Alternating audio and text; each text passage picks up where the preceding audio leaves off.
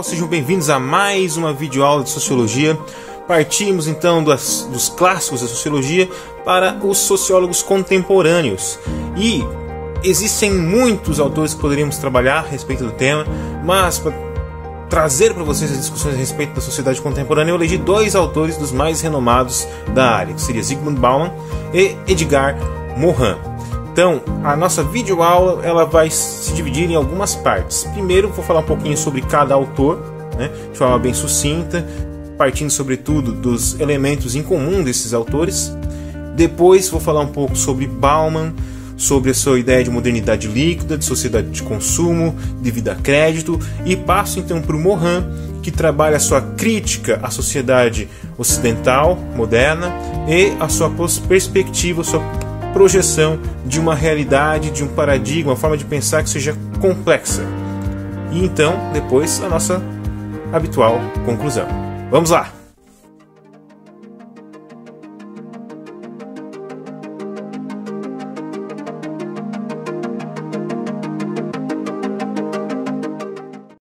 Então, pessoal, vamos começar falando um pouquinho sobre os autores que nós elegemos para trabalhar sociologia contemporânea. São dois autores, Zygmunt Bauman e Edgar Morin. E o porquê que eu escolhi esses dois autores para trabalhar com vocês um tema tão abrangente quanto sociologia contemporânea. Fica difícil, claro, a gente se limitar a poucos autores, até porque o nosso tempo ele é curto para trabalhar o assunto, e a matéria por si só merece uma gama de autores a serem levantados, abordados e devidamente dialogados. Mas, infelizmente, não dispomos deste tempo. Então, eu acabei optando por dois dos teóricos, dos sociólogos contemporâneos, cujas contribuições talvez sejam das maiores para a sociologia e para a compreensão da sociedade contemporânea. E por que da escolha desses dois? Porque ambos esses autores, tanto Bauman quanto Morin, eles vivenciaram basicamente todo o século XX e o início do século XXI. Nasceram o Morin em 1921, salvo engano, e o Bauman em 1925. O Bauman faleceu em 2017 com 92 anos e o Morin, o nosso bom velhinho, está vivo ainda, com o auge dos seus 99 anos e que aí dure por muito mais tempo, para que continue nos honrando com tantas contribuições importantes. Certo? E por que isso? O que isso tem a ver?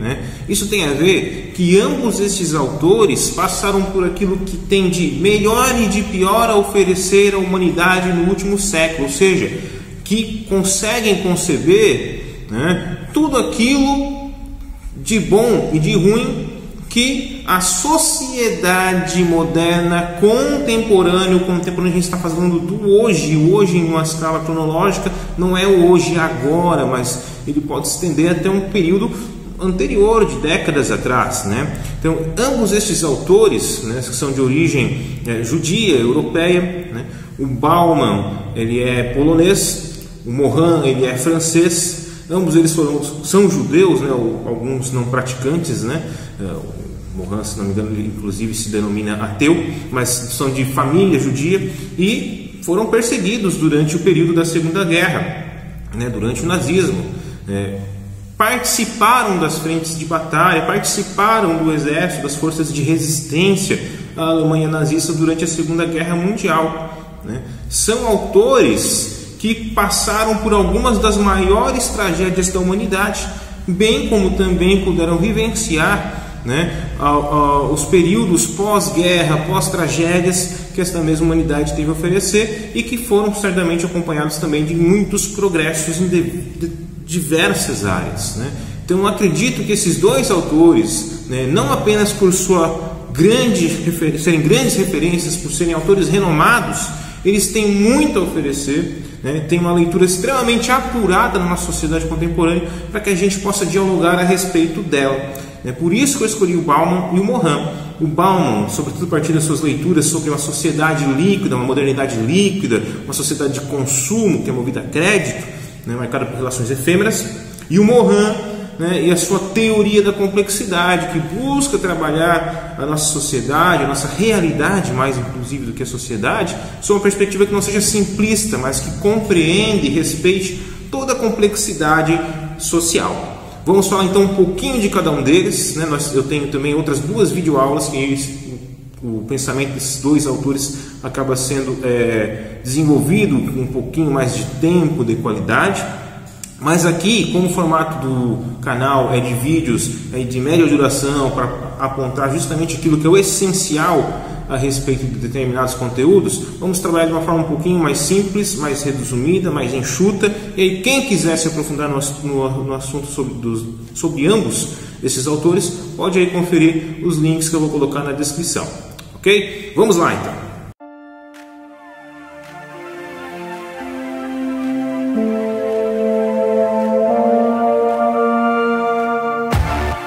Vamos falar sobre algumas das contribuições mais importantes de Zygmunt Bauman, a começar pela ideia de liquidez dos tempos, liquidez das relações sociais, do amor, dos relacionamentos em si. A ideia de liquidez ela é muito presente em toda a obra de Zygmunt Bauman, né? Talvez, sobretudo na obra Modernidade Líquida, onde ele nos apresenta justamente o que ele entende então quanto tempos líquidos, enquanto uma sociedade líquida, enquanto um paradigma de liquidez. É um conjunto de crenças e costumes, né, que é moldado pela, sobretudo, efemeridade de suas relações, né, pelo fato de não serem algo sólido nessas instituições, os relacionamentos modernos, mas algo muito passageiro, em constante mutação. E para explicar isso, o Zygmunt Bauman ele faz uma espécie de metáfora, de analogia com os líquidos, com a água em si, por exemplo, né? Os líquidos, tal qual a água, eles não mantêm a sua forma constantemente. Sua forma está sempre em mutação, está sempre se adaptando ao ambiente que lhe cerca, tal qual o rio. Ele não é, também outra característica importante desses líquidos, ele não é facilmente contido, né? Mesmo quando estocada, a água acaba se moldando ao recipiente e chega a um determinado ponto que ela pode acabar transbordando ele, passando para outro, né? Deixando aquele para trás, certo? Os líquidos, eles não fixam espaço e nem se prendem no tempo, né? Eles não são instituições que acabam se tornando, de certo modo, obsoletas. Eles estão sempre avançando, estão sempre se adaptando, estão sempre ultrapassando barreiras, né? Como assim, né? O Bauman ele usa essa analogia, essa metáfora da liquidez para explicar alguns processos que ele chama de liquefação. Ele indica que as instituições modernas elas surgiram para liquefazer uma série de instituições medievais, no primeiro momento, tal qual a igreja e as tradições, né, do período medieval. O período medieval, a Idade Média, é marcado muito pela presença, né, por um discurso de autoridade, que era firmado na autoridade da igreja, na autoridade das famílias mais tradicionais, né? As coisas aconteciam porque Deus quis ou porque a tradição manda.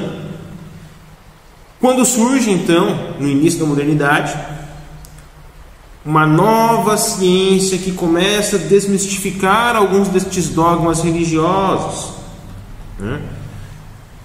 Começa a lançar dúvidas onde antes haviam certezas, sobretudo com o advento do movimento iluminista, que busca trazer um sentimento de racionalidade à sociedade, né?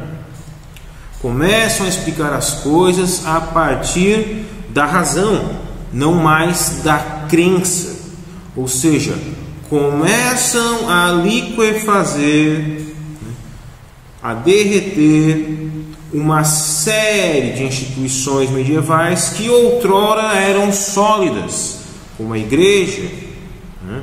Por exemplo, como a crença nas divindades, ou melhor dizendo, na uma única divindade.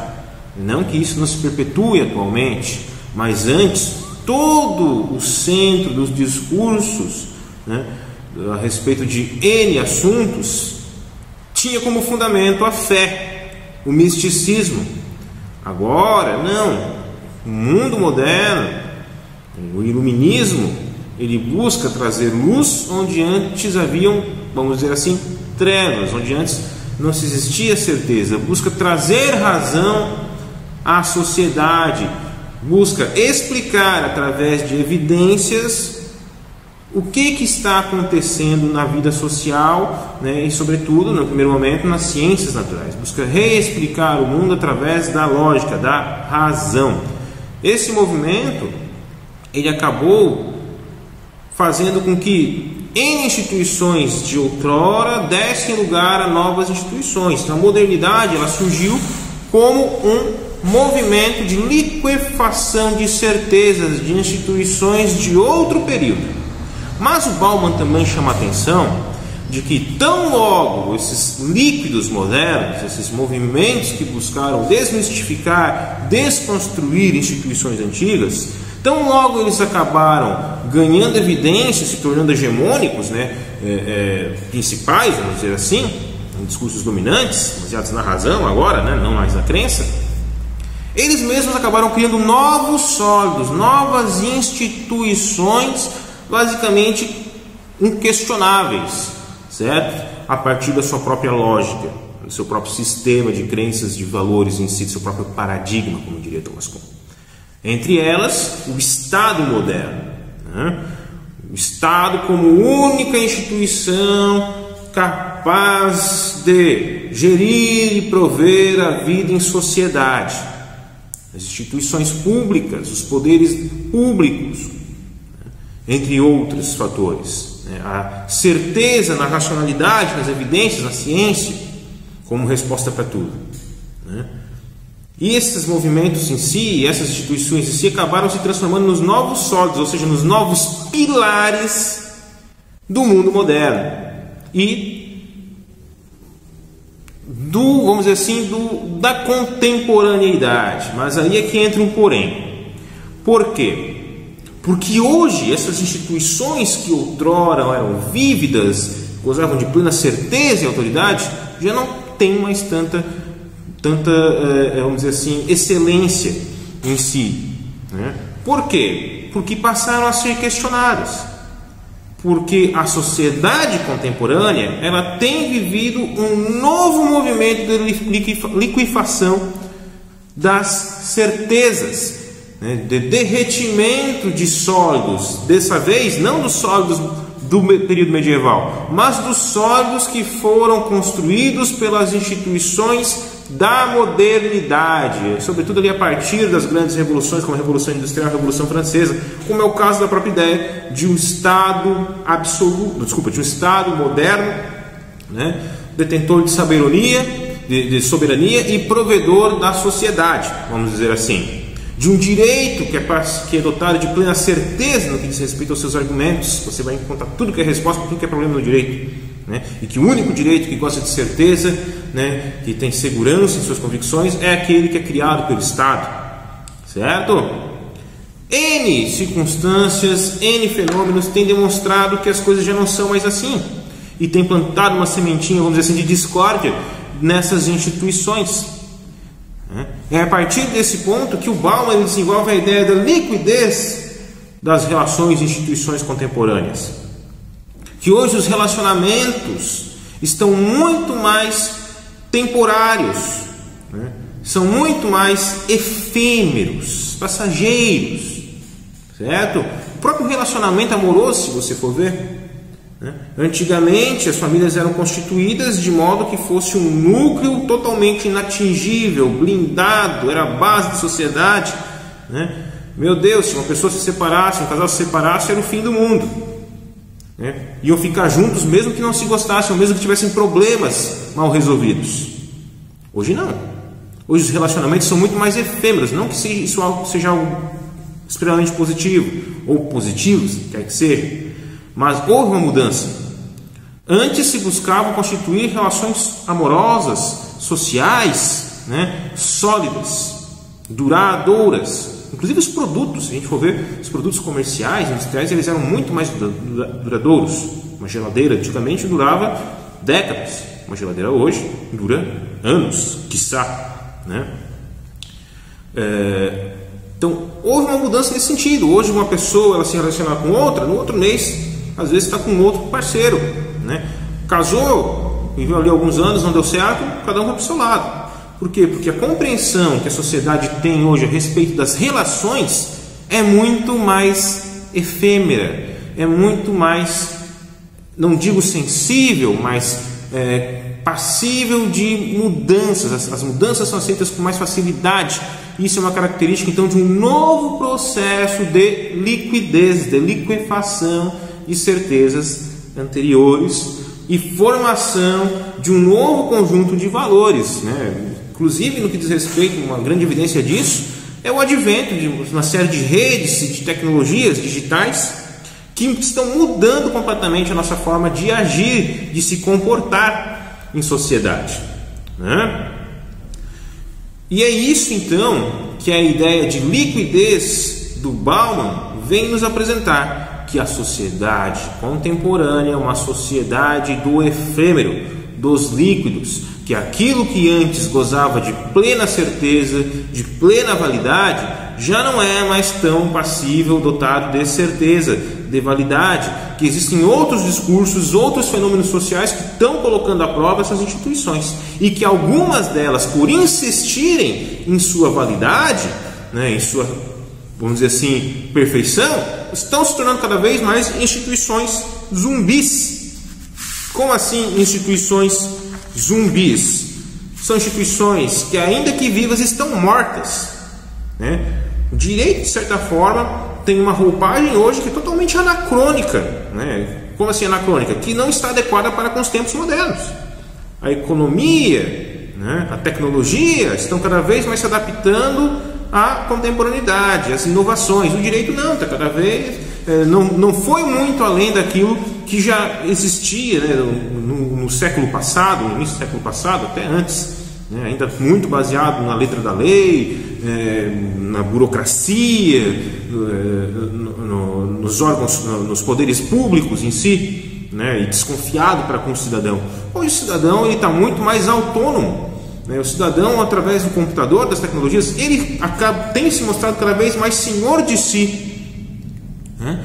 Que tem capacidade de tomar suas próprias decisões e tem cada vez, de certa forma, mostrado mais, não digo ojeriza, mas cada vez mais se mostrado independente para com os poderes públicos e não desejoso da sua dependência para com estes. É só a gente ver nas discussões políticas, cada vez mais tem se batido em cima dos nossos representantes públicos. Isso nada mais é do que um reflexo dessa mudança de tempos, dessas relações cada vez mais efêmeras, dessa nova compreensão da realidade que algumas instituições não estão conseguindo acompanhar e que estão se mostrando cada vez mais zumbis, vivas porém mortas, e que aí a gente tem que tomar uma decisão em determinado momento, né, que é o quê? Ou revivê-las com um aspecto mais contemporâneo, adequado para com os tempos atuais, né, para com aquilo que nós estamos hoje, com essa sociedade cada vez mais líquida, né, que nós estamos vivendo hoje, né, instituições cada vez mais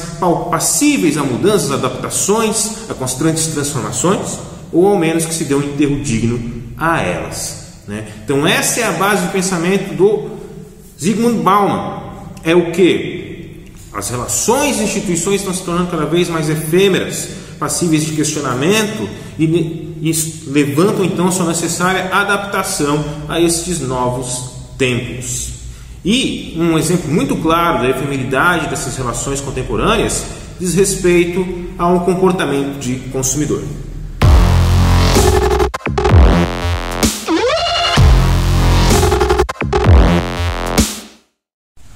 O Bauman, em sua obra Vidas para o Consumo, ele faz um retrato muito interessante a respeito justamente dessa sociedade contemporânea com relações cada vez mais efêmeras, né? E que essa sociedade contemporânea, acima de tudo, seria uma sociedade de consumidores movidos a crédito. Como assim? O que mudou? O que caracteriza a sociedade contemporânea para o Zygmunt Bauman, né? Além dessa tônica base dele, que é a ideia de liquidez, né? De efemeridade, que está presente em uma série de obras dele, né? Não só em Modernidade Líquida, como em Tempos Líquidos, Amor Líquido, Medo Líquido, Vigilância Líquida, entre outras obras aí que ele sempre usa o termo líquido no seu tempo, justamente para remeter a essa teoria base dele, né? Essa obra, Vidas para o Consumo, embora não traga o termo liquidez no seu título, ela retrata muito bem o que seria essa efemeridade das relações. Por quê? Porque para o Bauman, nossa sociedade contemporânea é uma sociedade de consumidores, né? É uma sociedade que busca promover um estilo de vida, uma estratégia de existência de caráter consumista. Como assim de caráter consumista? Onde o consumo é a única escolha possível, onde a possibilidade, a capacidade de você consumir é como se fosse quase que uma condição de filiação à nossa sociedade contemporânea. Ou você consome ou você não é nada. Consumir em que sentido? Né? Consumir os produtos da moda, né? Ter um bom tênis, uma boa roupa, um bom carro, estudar numa boa faculdade, né? Ter um bom emprego, uma mulher desejável, uma família perfeita e assim vai, né? Se você não atende a esses critérios desejáveis, você se torna um consumidor falho. Portanto, você acaba se tornando um membro falho dessas comunidades, dessa sociedade em si. E o caminho da loja para a lata do lixo tem se mostrado cada vez mais curto. Como assim cada vez mais curto? Toda a vida você está trocando, tá, de roupa, comprando novas roupas, novas tecnologias, né? Para continuar se mostrando desejável, que está acompanhando o hype, vamos dizer assim, da sociedade e do mercado. Um exemplo muito claro disso são os celulares. O celular hoje, ele não é apenas uma ferramenta, mas ele acaba também sendo um dispositivo que traz um certo status à pessoa, né? Dependendo da marca, né, da frutinha do seu aparelho, né, você tem um certo prestígio perante determinados grupos. E você vai lá, se esforça, junta um dinheiro, compra um celular mais top da marca tal, da marca X, que é a marca mais desejável no mercado, né? Fulano de tal tem um celular de última geração da marca X, poxa, que maneiro e tal. Você está se vendendo como um produto desejável perante outros consumidores. Por quê? Porque você está acompanhando o padrão de consumo. Você está acompanhando, hoje um termo muito utilizado, né? Você está acompanhando o hype, né, do momento. Porém, por que o caminho da loja para a lata do lixo é muito curto hoje em dia? Porque você comprou nessa semana, depois de muito esforço, muito empenho, o celular X da marca X, e na semana que vem já saiu o celular Y da marca X, que é um modelo muito melhor que o seu, custa o dobro do preço, e que você às vezes não vai ter, às vezes não, provavelmente não vai ter como acompanhar este novo lançamento e adquiri-lo em tempo, né? De modo que você vai acabar, de certa forma, sendo rebaixado dentro de uma hierarquia social hoje muito baseada na sua capacidade de consumir, né? Então, quem são os consumidores hoje na sociedade de consumo ilustrada pelo Zygmunt Bauman? São eles mesmos produtos colocados à disposição no mercado, ou melhor dizendo, na sociedade.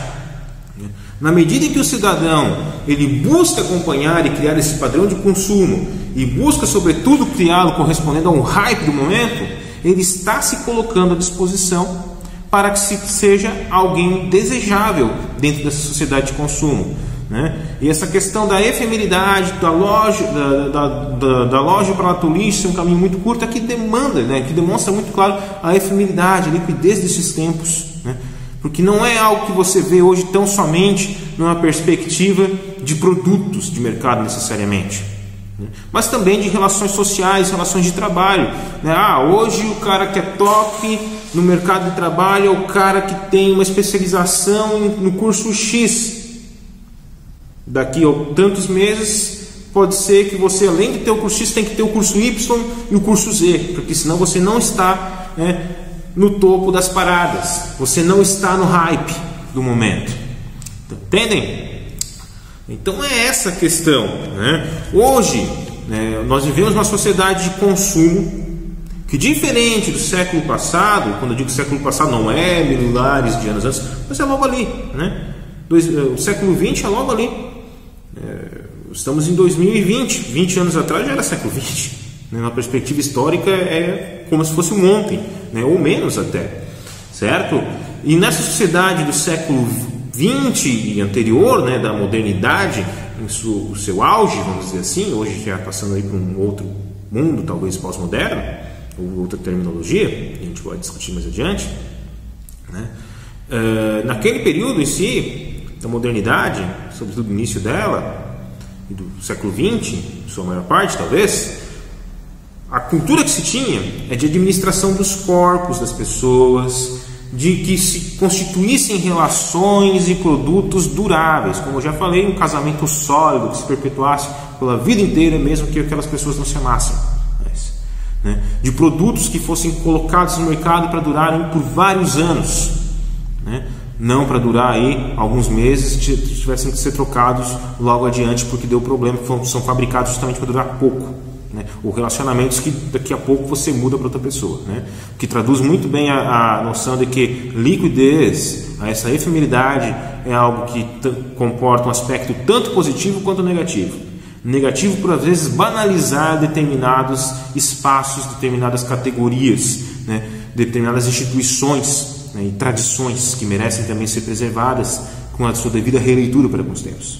Positivo porque justamente demanda essa releitura, demanda essa adaptação por parte de instituições que até então têm se mostrado cada vez mais obsoletas, para que acompanhem justamente o ritmo do progresso da sociedade, da civilização, vamos dizer assim, não que seja um termo muito feliz, civilização, tá?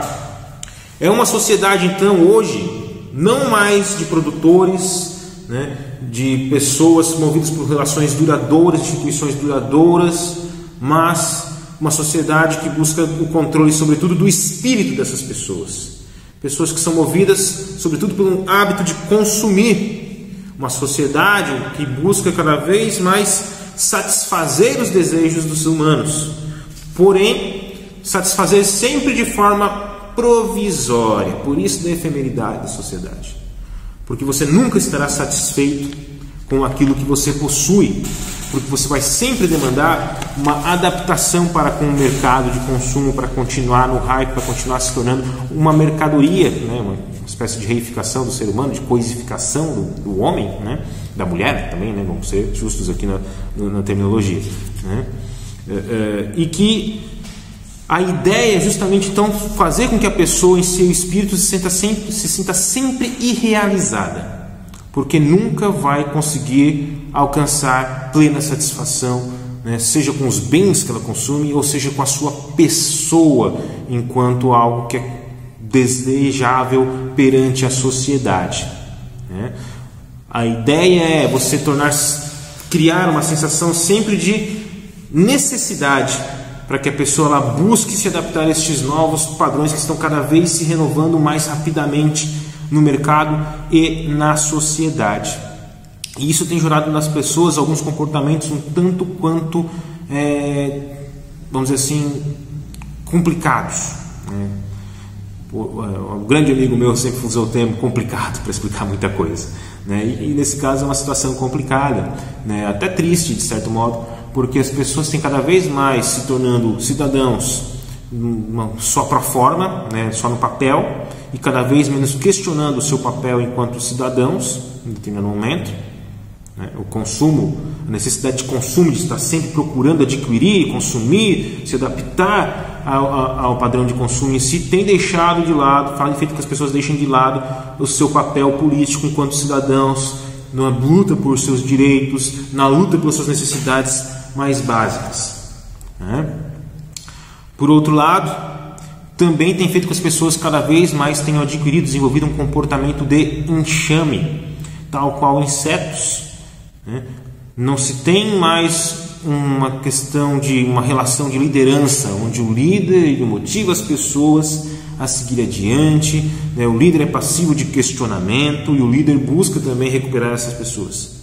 Se tem cada vez mais perpetuado um padrão de enxame com vínculos de solidariedade tão somente mecânicos. Como assim? Não se tem nem ideia do fim que se está perseguindo, você só tem que acompanhar o rumo, acompanhar o bando, né? Não existe uma liderança que vai lhe dar o norte, que vai lhe resgatar, que vai lhe orientar, mas existe um enxame, tal qual um enxame de abelhas, que está seguindo um determinado rumo, certo? Sem ideais, sem perspectivas, mas tão somente pela necessidade de seguir para algum rumo, mesmo que sem se questionar o propósito desse. E aqueles as abelhinhas que não conseguem acompanhar o enxame, ficam para trás e são descartadas, né? Tal qual os consumidores falhos, que acabam se equivalendo perante a sociedade atual, quase que como lixo, infelizmente, certo?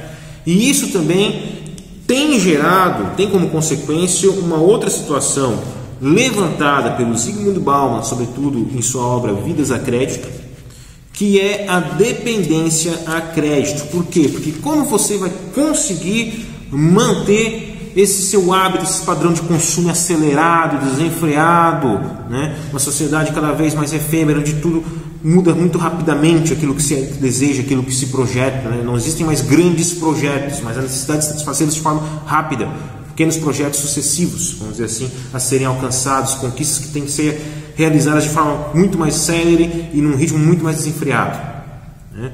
O que vai possibilitar isso? A oferta de crédito, né? O famoso cartão de crédito, né? O terror de muita gente é a salvação de outras, né? Que é o quê? Hoje a sistemática que se tem é que se inverte a ordem dos fatores. Você não vai trabalhar para no futuro conquistar um bem que você deseja. Para que esperar? Essa é a ideia, a cultura que se quer implantar, se busca implantar, né? Já implantada na verdade. Se você pode adquiri-lo hoje, cartão de crédito, por exemplo, você às vezes não tem o dinheiro em mãos, né? Mas você vai lá e coloca no cartão e está tudo certo, né? Recebe agora o bem e se preocupa com a dívida para uma outra hora, né? O seu eu futuro que vai resolver. Mas uma hora ele vai receber, uma hora ele vai ter que prestar contas para a operadora de crédito, ele vai ter que pagar. E se ele não conseguir honrar esse pagamento, aí sim ele vai ter uma dor de cabeça grande. Então é uma sociedade onde a oferta de crédito nunca foi tão grande. A nossa sociedade nunca teve tanta oferta de crédito quanto hoje, justamente para criar e fomentar esse padrão de comportamento, né? Esta dependência a crédito, que faz com que o Zygmunt Bauman diga que a raça humana hoje é uma raça de devedores, né? De pessoas que estão cada vez mais atreladas e dependentes de crédito no mercado, e que cada vez mais tem fomentado uma espécie de bola de neve, no sentido de que essas dívidas vão se acumulando a ponto de se tornarem impagáveis, e que para os operadores de crédito, vamos dizer assim, eles justamente querem que o cidadão ele não pague essa dívida. Por quê? Porque além de cobrarem as dívidas, eles vão cobrar também os juros, as multas, e assim ganhar dinheiro a mais, né? Capital gerando capital a mais, certo? Então, é o que se tem hoje, de acordo com Bauman. Hoje nós temos todo um caráter de liquidez, de efemeridade, que tem dado margem à formação e desenvolvimento de uma sociedade de consumidores movidos a créditos, que tem uma perspectiva um tanto quanto não otimista, né? Pessimista, que o Bauman acaba nos professando, que é aqui hoje somos uma raça mais do que humana de devedores.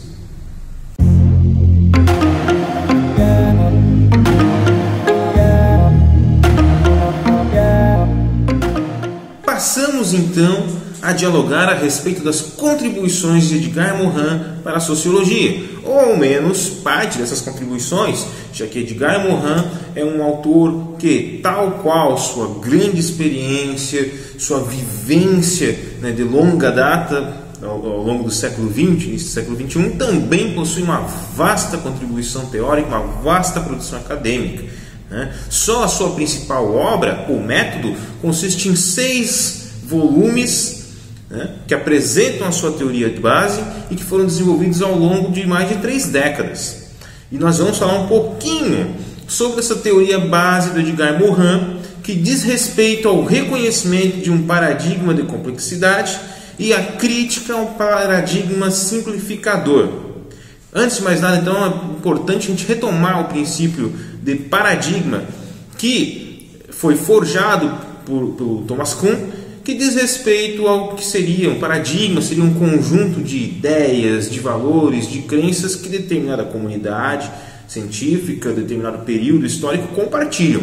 Então, os valores, crenças e costumes lá do ideário medieval são diferentes das do ideário no início da modernidade, que são diferentes também do nosso ideário contemporâneo, né? As nossas concepções como família, ideias como família em si, não são as mesmas hoje para com relação ao século passado. Já mudaram, já sofreram algumas transformações, ou seja, houve uma mudança de paradigma. E o Edgar Morin, então, ele defende que essas crenças e valores, não apenas aqueles que estão em aberto, como também aqueles que estão ocultos aos nossos olhos, eles devem servir, então, para nortear, né, a passagem de um paradigma que ele critica como simplificador da vida, da realidade, para um novo paradigma de caráter pós-moderno, ou seja, contemporâneo, talvez, né, seja a denominação mais segura para utilizarmos, esse tema a respeito de que se nós já estamos vivendo uma pós-modernidade, ou se já passamos por uma pós-modernidade, estamos em outra etapa, ou se ainda estamos na modernidade, é uma discussão muito grande que há entre os vários teóricos, né? Por isso vamos chamar aqui de um termo mais seguro, que seria a contemporaneidade, estamos discutindo hoje, né? Então ele busca reconhecer, que seja reconhecido no hoje, que nós já passamos de uma forma de pensar simplista e temos que buscar cada vez mais o reconhecimento de que a nossa realidade ela é muito mais complexa do que de fato tendem a nos vender, né? E para fazer essa crítica, o Edgar Morin, ele vai lá nos teóricos iniciais da modernidade, né, nos grandes iluministas, naqueles que firmaram os pilares da nossa forma de pensar. Ele remonta a René Descartes, o seu discurso do método, certo? Que traz a ideia de que se deve buscar relações de causa e consequência, de que a verdade, existe uma verdade real que você vai alcançar partindo das estruturas mais complexas para as mais simples, que na parte mais simples de toda e qualquer unidade você vai encontrar a resposta para a sua totalidade, que gerou uma hipersimplificação do conhecimento e que esse reconhecimento, é claro, se estende para diversas áreas, tal qual o conhecimento a respeito da sociedade. Como a gente viu na videoaula passada, toda essa onda em si de racionalização da vida, de buscar compreender a natureza e identificar nelas leis universais, foi transferida também para as ciências sociais, né? À toa que a sociologia, nos seus primórdios, foi chamada como uma espécie de física social. E a gente sabe que não é bem assim que funciona a vida em sociedade. Existem elementos um tanto quanto caóticos, e essa expressão caótica é muito importante para compreender a lógica de Morin. Existem elementos caóticos que fungem a todo e qualquer ideal de certeza, de evidência que a gente consegue, em maior medida, talvez, nas ciências naturais, efetivá-lo. Mas a sociedade é muito caótica e você não consegue como criar fórmulas específicas, tais coisas existem na física e na química, para determinar o comportamento social de determinado grupo, de determinado indivíduo. Certo? E é essa tendência, um tanto quanto esquizofrênica, que existe hoje, de que todo conhecimento é passivo de quantificação, de compreensão, de previsão a respeito de determinados comportamentos, é justamente aquilo que o Morin critica, que ele indica que é uma espécie de paradigma, de forma de pensar simplificadora da realidade, e que ele trata que seria o paradigma do Ocidente, da modernidade, o qual é marcado por algumas operações, algumas formas de agir que geram uma série de patologias, de problemas a serem conhecidos, estudados e sanados, né? A nossa forma de pensar atual, ela parte a partir de uma lógica de disjunção, que separa o observador do objeto de observação. Então, alguém que estuda um determinado assunto, seja direito, seja psicologia, seja educação física, por vezes, ele, enquanto autor, ele vai estudar, vai analisar o objeto do seu estudo, determinado comportamento, determinada atividade, determinada jurisdição, sem levar em consideração a sua posição dentro daquela mesma realidade, né? Então, eu, como professor de direito, analisar determinado assunto jurídico sem levar em consideração que eu também faço parte daquele contexto, como se fosse cada um numa casinha separado. Eu estou separando o sujeito do seu objeto de estudo. E a gente sabe que ambos estão interligados e não separados. Fazem parte de uma mesma realidade, ao menos nas ciências sociais. Segundo, uma operação de redução da realidade, que busca cada vez mais reduzir a realidade ao seu aspecto mais simples, que gerou uma espécie de hiperespecialização do conhecimento. Não é à toa que hoje cada vez mais a gente tem observado na própria academia, né, que as pessoas têm buscado se especializar em nichos bem específicos do conhecimento, quando na verdade, para você ter uma compreensão mais exata a respeito do todo, você tem que construir um diálogo, um conhecimento de caráter interdisciplinar, que é o que a gente está tentando fazer aqui, né? Dialogar questões de sociologia, mas que tenham em vista outros saberes, né? E sobretudo na nossa videoconferência, né, onde a gente trabalha esse assunto ao vivo, junto com alunos de diversos cursos, como educação física, nutrição, engenharia civil, engenharia de produção, direito, sistemas de informação, entre outros, e que justamente possibilitam um diálogo interdisciplinar a fim de que a gente possa aí trocar uma ideia entre visões diferentes a respeito de um mesmo fenômeno, ou seja, aproximando, né, os diversos autores sociais, atores sociais, né, para com o seu objeto de estudo e buscando ampliar a nossa visão de realidade, não nos limitando a um único conhecimento em si, mas dialogando com outras áreas de conhecimento, para aí sim termos uma noção a respeito das diversas implicações que esse fenômeno social pode ter. O que a gente está fazendo aqui, nas nossas videoconferências, sobretudo de sociologia, que são realizadas no momento, regra geral, posterior à videoaula que fica aí no YouTube. Tá? Uma terceira operação realizada por essa forma de pensar simplificadora, que o Morin, de certa forma, condena, é a abstração. A tendência a se abstrair os conteúdos, né, unificando alguns conhecimentos que são diversos e diversificando determinadas formas de pensar sem conceber todo o conjunto. Morin critica visões tanto hiperespecialistas, né, que vão focar numa unidade específica quando o conhecimento é maior, e isso se reflete na sociedade, né, como também visões holísticas, que vão levar em consideração tão somente o todo, sem considerar a parte, sem considerar os seus componentes, né? Como você considerar o entendimento da sociedade a partir tão somente das ações dos seus indivíduos, né? O indivíduo condicionando a sociedade, ou fazer o contrário, considerar que a sociedade condiciona o indivíduo, sem levar em consideração que tanto o indivíduo pode condicionar o grupo social, a sociedade como tudo, como a sociedade também condiciona o indivíduo. Onde nós vamos ver nos princípios de complexidade do Morin, que seria a questão do que você, ao mesmo tempo que é produto de uma realidade, você também produz ela, tá? Uma realidade social. E essas operações, essa forma de agir da modernidade, tem então gerado determinados reflexos negativos, determinadas patologias, assim citadas por Morin, como o idealismo. O que é o idealismo? É quando as ideias estão acima da realidade.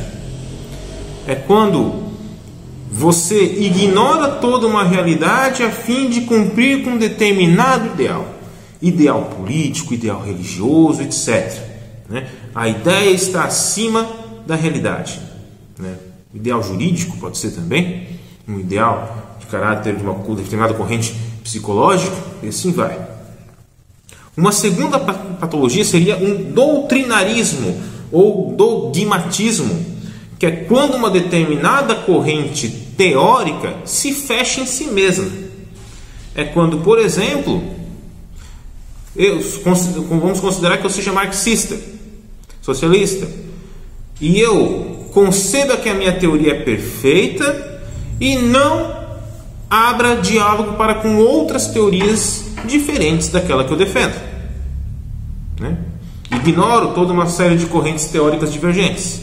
Ou o contrário, se eu sou conservador e me recuso a dialogar com um marxista, com um socialista, porque eu ignoro tudo aquilo que é avesso à minha forma de pensar, né? Porque eu acredito que eu, dentro da minha corrente teórica conservadora, já contemplo todas as respostas que eu preciso para compreender a sociedade e para dar a devida resposta para ela. Na verdade, o que Mohan defende é que haja um diálogo entre as diferentes correntes doutrinárias e ideológicas, né? Porque você só vai, como a gente vai ver logo adiante, só vai poder compreender a complexidade social unindo suas diferentes formas de pensar, certo? E aproximando o ideal da realidade. E terceira patologia muito importante, que seria uma racionalização da vida, né? Um racionalismo, a racionalidade é algo extremamente importante, algo que mudou a nossa forma de conceber a vida, conceber o mundo, né? A partir das contribuições dos grandes cientistas, dos iluministas, que possibilitaram que se rompesse com todo um discurso autoritário fundado na fé, na tradição, como já mencionei anteriormente, e que a gente passasse a ver a vida, o mundo, o universo através de evidências, certo? Mas ao mesmo tempo que se trouxe essa contribuição, também se criou um sentimento que o Mohan chama de racionalizador, de racionalização, melhor dizendo, que é o quê? É quando você firma o convencimento de que tudo pode ser compreendido a partir da razão, e de que tudo aquilo que foge ao que a princípio é racionalizável deve ser tido como irracional, e por ser irracional tem que ser rechaçado, desvalorizado, desqualificado, né? Que foi o que muitas correntes modernas, racionalistas, fizeram com aspectos a respeito, como a religião, né? Como determinados conhecimentos populares que foram colocados, rebaixados em sua importância. Como o próprio direito, né? Eu falo muito de direito porque a minha formação base é direito, né? Como o próprio direito fez com os costumes, né? Somente o direito legislado, o direito criado pelo Estado, que é digno de uma racionalidade, que foi criada através de um processo previamente previsto em lei, que segue toda uma formalidade, que por isso é um direito puro e, portanto, certo e digno de segurança jurídica. O direito criado pelas comunidades, pelas associações de moradores, conselhos locais, foge a toda essa lógica formalista burocrática que dá segurança ao direito e que faz com que, então, esses outros aspectos, essas outras normatividades sejam tidas quase como irracionais, né? Para não dizer, não usam essa palavra, óbvio, mas são dadas a eles, a esses costumes locais, esses costumes populares, né? Regras de direito partilhadas pela própria comunidade, criadas por ela, é dado a elas um caráter secundário, né? Uma segunda importância, quiçá terceira, né? E isso então forma aquilo, essas operações, essas patologias, esses problemas formam aquilo que o Mohan chama então de paradigma do Ocidente, uma espécie de inteligência cega que, ao mesmo tempo que cria, define determinados padrões para você compreender a realidade, a vida, o universo, a sociedade, também se cega para determinados assuntos. Porque, a exemplo da ideia de racionalização do mundo, da sociedade, existem determinados padrões que a ciência não consegue compreender, desvendar, mas que nem por isso são ignorados. Há exemplo do calendário maia, das tecnologias maias relativas ao plantio, né? Que hoje a ciência não explica consegue explicar como é que funciona, mas sabem que funcionava, né? E parte de uma questão que misturava tanto ciência como religião, como a fé deles na época, né? E é isso que o Mohan ele busca então fazer uma crítica e propor uma alternativa, uma nova forma de pensar e de compreender a sociedade.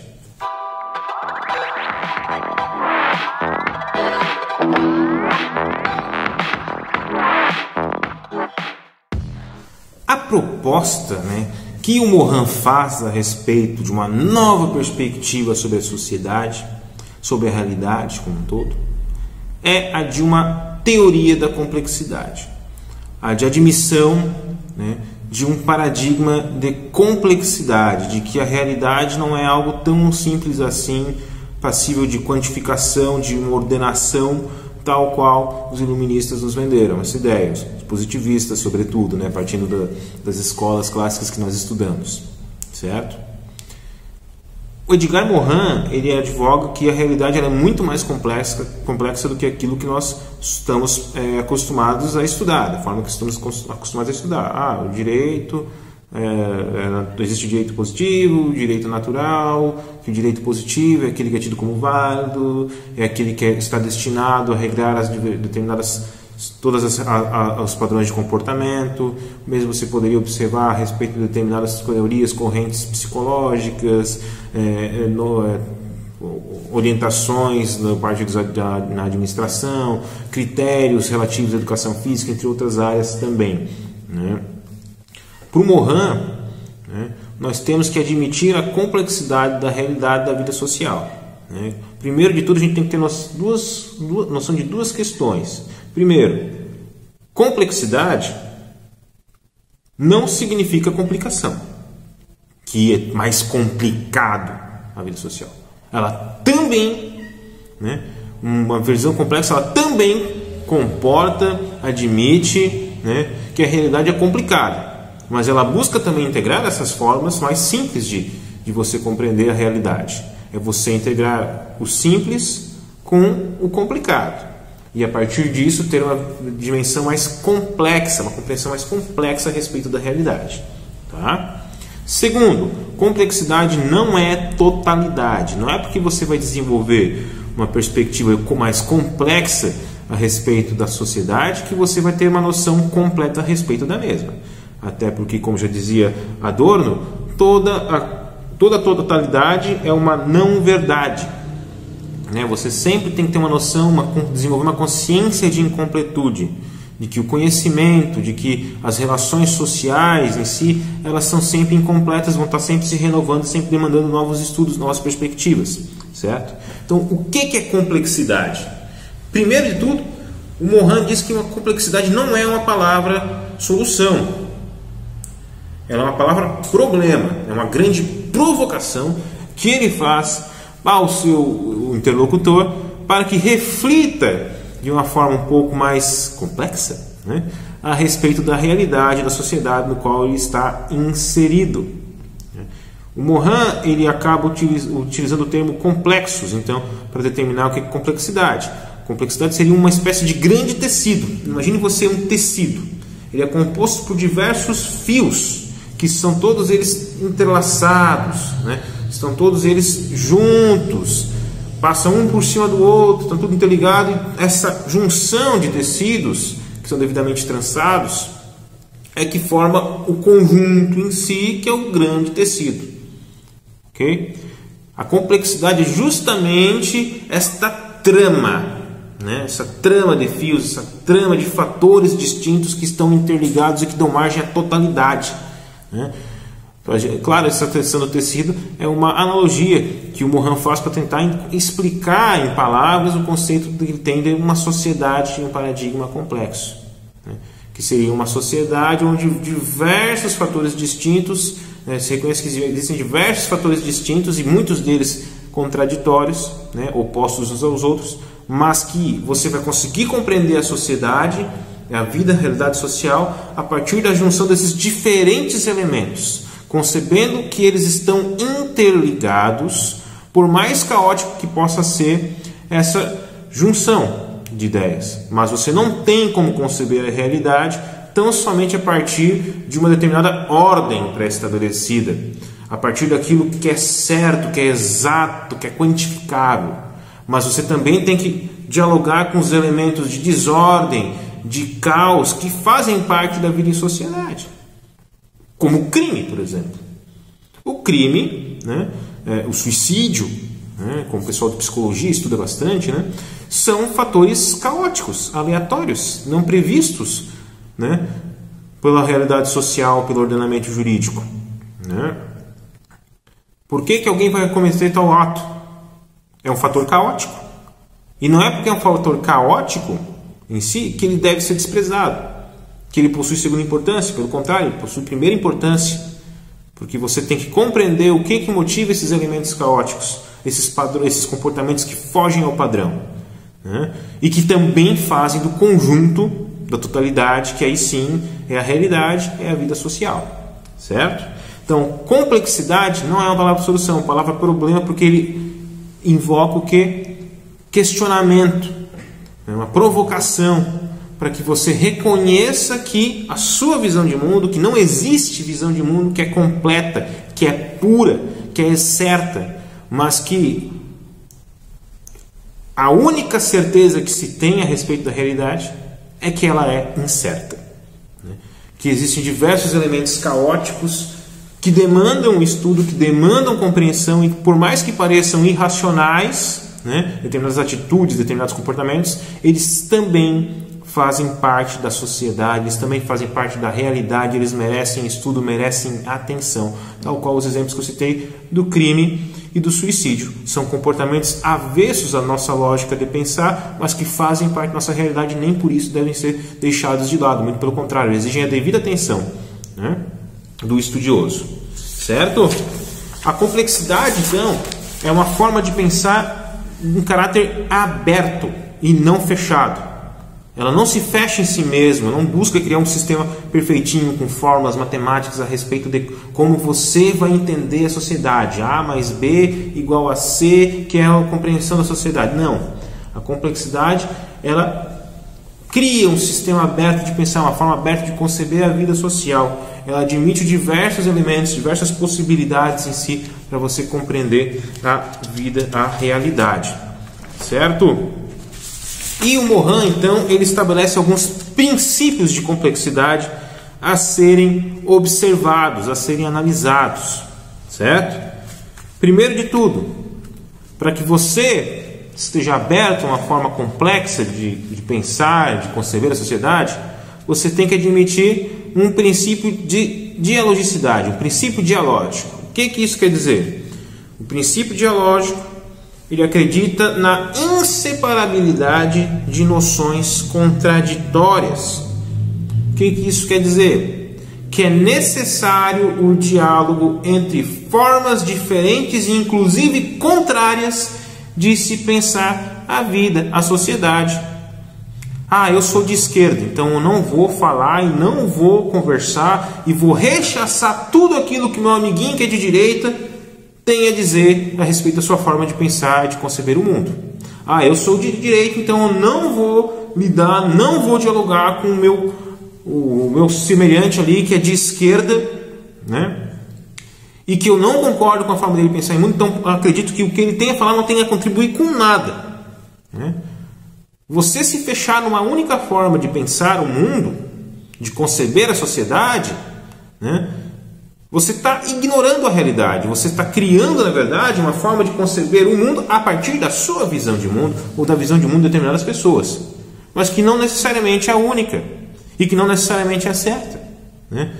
Noções contraditórias exigem um diálogo porque, apesar de contraditórias, são o quê? Complementares umas às outras, né? Até porque não existe esquerda sem direita, não existe direita sem esquerda, né? Se a gente for ver a própria terminologia da palavra já indica isso, né? Não existe ateu sem que haja o crente na palavra de Deus, né? Tem que conceber cada qual para você conseguir compreender e chegar um pouco mais próximo da complexidade que é a sociedade, que é a realidade, certo? O Morin é um teórico que ele trabalha não apenas sobre a perspectiva sociológica, mas também epistemológica, que diz respeito à ciência do conhecimento, da forma de pensar. E isso que eu acho muito legal no Morin, embora, claro, eu admito aqui que não é fácil não de compreender, que exige o quê? A abstração, que exige que a gente leia, que a gente pare e pense um pouquinho a respeito dessas contribuições dele para tentar de fato chegar onde ele queria. Que na verdade o que Morin propõe não é uma resposta, né? É uma provocação, um start, um ponto de partida. Ó, a partir daqui, cara, começa a pensar de tal forma, começa a abrir a sua mente para essas outras possibilidades de ver a vida, de enxergar os fenômenos sociais e de outras naturezas também. Um segundo princípio é o princípio da recursão organizacional. Não completo, não é isso, né? Complexo, mas que é mais fácil a gente entender, traduzido da seguinte forma, que nós, como eu já falei anteriormente, nós somos tanto produtores da nossa realidade social, como nós somos produtos dela.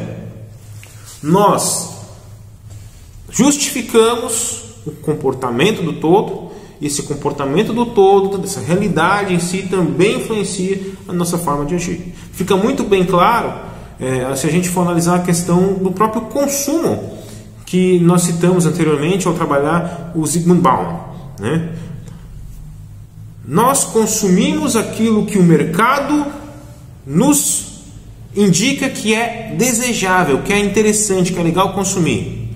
Mas o mercado só faz essas indicações porque nós consumimos determinados bens, determinados padrões de atitude em si, determinadas tendências, né? E não só consumo no sentido de produtos, né, bens físicos, materiais, mas também consumo também pode ser estendido para uma questão de comportamentos, de condutas desejáveis, né, se a gente for ampliar essa perspectiva, né? Então, nós tanto influenciamos um padrão de consumo, um padrão de agir, como nós também somos influenciados por ele. É uma via de mão dupla, certo? Por isso que quer dizer o princípio da recursão organizacional. A gente tem que ter noção disso. Não é como os teóricos clássicos da sociologia dizem que o indivíduo que influencia a sociedade. A sociedade apresenta determinadas questões, fenômenos sociais por conta do comportamento dos indivíduos. Ou o contrário, que é o grupo social que faz com que os indivíduos ajam cada qual dessa forma. Não. Cada qual é produto um do outro. O indivíduo influencia a sociedade também influencia o indivíduo. É uma via de mão dupla. Isso é um reconhecimento de um princípio de recursão organizacional. Certo? E por fim, um princípio hologramático, de que o todo pode ser observado na menor das suas partes, assim como a menor das suas partes pode ser observada no todo, né? Ele usa a ideia de hologramático justamente porque o holograma você já deve ter possivelmente assistido algum filme aí do Star Wars, Star Trek, que tem aquelas imagens, né, tipo a Princesa Leia, que sai ali no disquinho e faz um discurso com a imagem dela virtual, vamos dizer assim. Aquilo é um holograma. E o holograma é composto, aquela imagem é composta por várias mini-imagens. Ou seja, você consegue conceber o todo daquela imagem que está sendo projetada, a Princesa Leia, que eu citei do filme do Star Wars. Então pode conceber toda a parte de uma unidade dela, que compõe ela, bem como ao compreender a completude daquela imagem, você tem noção de cada uma dos seus fragmentos, né? Tal qual o corpo humano. A gente consegue compreender o conjunto de um ser humano a partir da análise da sua menor parte, que é o DNA. E vice-versa. Certo? Você consegue extrair o DNA a partir do ser humano como completo, né? Como um todo. E para a gente compreender a nossa realidade social, a gente pode, a partir do mais simples dos seus integrantes, tentar chegar, a gente faz jus, na verdade, o estudo, a compreensão do mais simples dos seus integrantes, das suas unidades, para a gente conseguir compreender o todo social. E o todo social também pode dar margem à compreensão desses indivíduos em si. Certo? Esses são apenas 3 de vários princípios de complexidade que o Morin ele cita na sua obra O Método e em outras obras acessórias a ela. Inclusive, eu indicaria a leitura, né, fortemente a leitura de uma obra dele, uma obra menorzinha, pequenininha assim. O Método são vários livros bem consideráveis, volumosos, né? São 6 volumes volumosos, olha só que legal. Mas tem uma obra dele, pequenininha, escrita por ele mesmo, né? Então, uma devida chancela do autor, que chama-se Introdução ao Pensamento Complexo. Uma obra pequena, porém densa, no que diz respeito às suas contribuições, mas eu diria que é a melhor forma de você, que se interessar por Morin, compreender o pensamento dele através de uma primeira leitura. Tá? Outras leituras mais avançadas exigem até um pouquinho de abertura para outros conhecimentos, tal qual a física, né, a biologia, etc., por conta de algumas analogias que ele faz. Tá? Não que exija um estudo aprofundado, mas ao menos uma noção, assim, algumas coisas nesse sentido. Mas essa obra Introdução ao Pensamento Complexo ela é muito rica já nesse sentido. Tá? Pessoal, Partindo dessa noção do Mohan, de complexidade, a gente também pode admitir, né, ele, na verdade, ele nos propõe uma nova forma de agir, uma forma de ação estratégica, né, e não programática, que nós estamos habituados a agir de forma programática, que você paradigma ocidental, ou seja, existe um padrão de ação que a gente vai seguir independente das circunstâncias.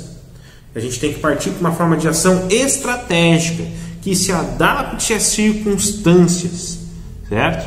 O cara que age programaticamente, por exemplo, ele vai para cá, vai para o trabalho, ele sempre vai para uma mesma rota, e se ele pegar um trânsito bem complicado, né, bem parado, ele vai chegar atrasado no trabalho porque ele não sabe outra rota, ele foi acostumado àquela única rota e deu, certo? Uma pessoa com agir estratégico, por sua vez, ele vai levar em consideração N possibilidades de rotas alternativas para conseguir chegar àquele objetivo, no caso, chegar no trabalho dentro do horário, né? Então, você agir de forma estratégica, você agir levando N possibilidades, N perspectivas possíveis diante do desafio que lhe é apresentado, né? E isso é agir de forma e pensar de forma complexa. Levar em consideração um conjunto de fatores, de circunstâncias e situações para que a gente possa alcançar um determinado objetivo, uma determinada compreensão a respeito de algum fator. Além disso, né, Mohan ele também nos dá uma contribuição muito rica a respeito da ideia de crise, né?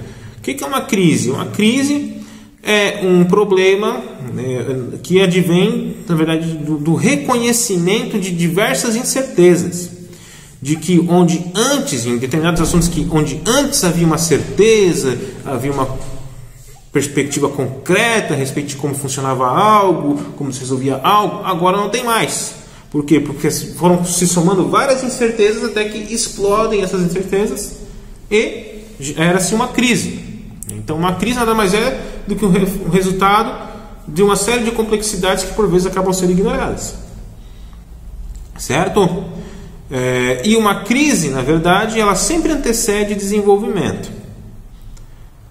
E esse desenvolvimento ele advém o quê? A partir do momento que você, para resolver uma crise, não parte mais de soluções simples, daquelas soluções que eram programaticamente concebidas para resolver um determinado problema.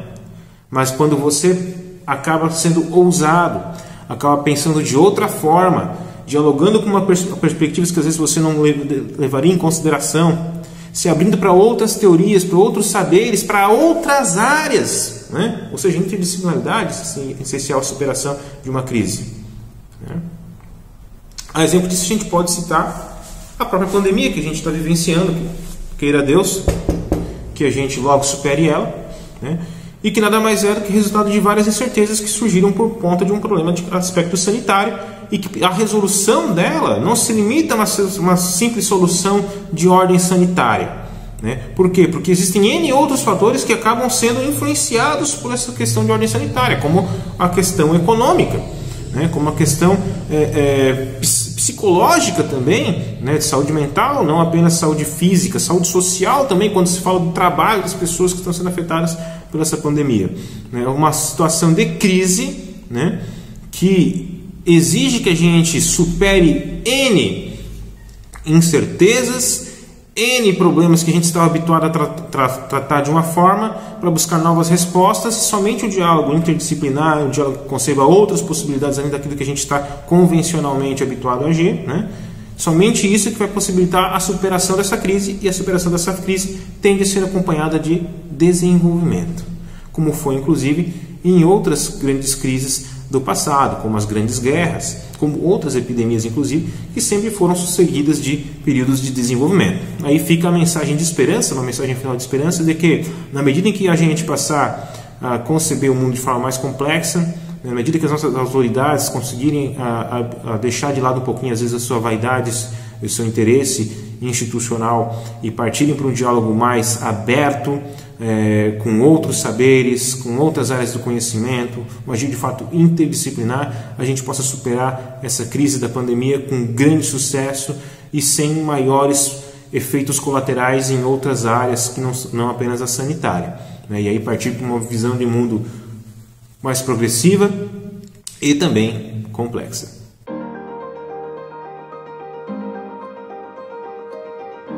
Então, pessoal, apresentadas algumas das ideias dos autores, vamos às nossas considerações finais. Primeiro, são temas complexos, são temas de fácil compreensão, justamente porque a partir da leitura desses autores que trabalhamos, podemos constatar que a vida em sociedade, que a realidade, né, contemporânea, ela é muito mais complexa do que aquilo que se costuma afirmar, né?